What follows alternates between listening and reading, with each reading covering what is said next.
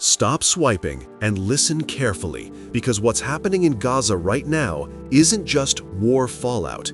It's supposed to be a ceasefire, yet bombs and bullets still rain down. Children are still dying.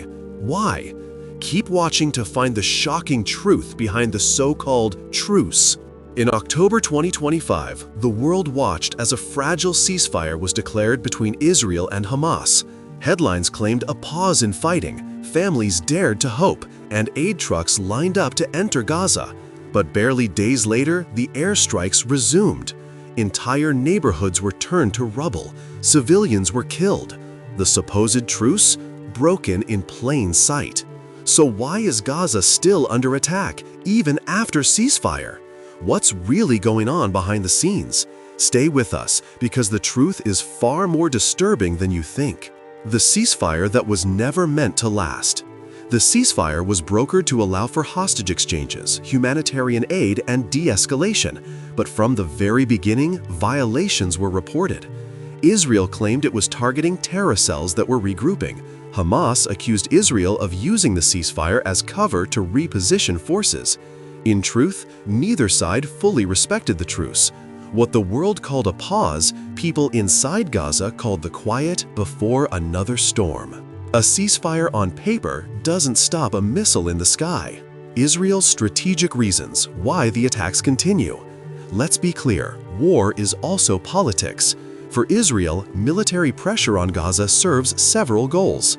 Deterrence, keeping Hamas and other factions under constant fear.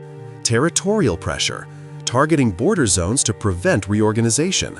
Domestic optics, appearing strong to voters, especially under Netanyahu's increasingly pressured leadership. Information control, destroying potential evidence of war crimes, erasing infrastructure tied to resistance. Silence is not peace, it's control. The human cost, what the ceasefire didn't stop.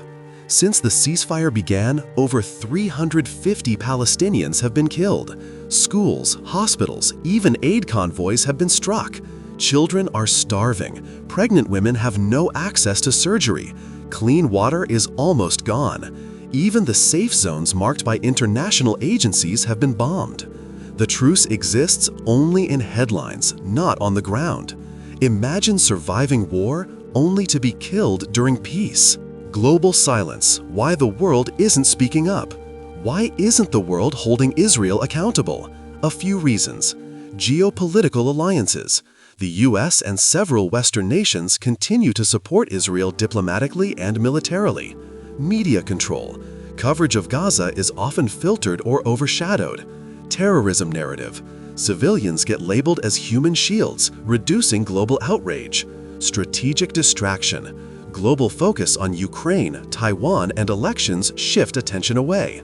The result? A conflict allowed to continue without consequences. What real peace should look like.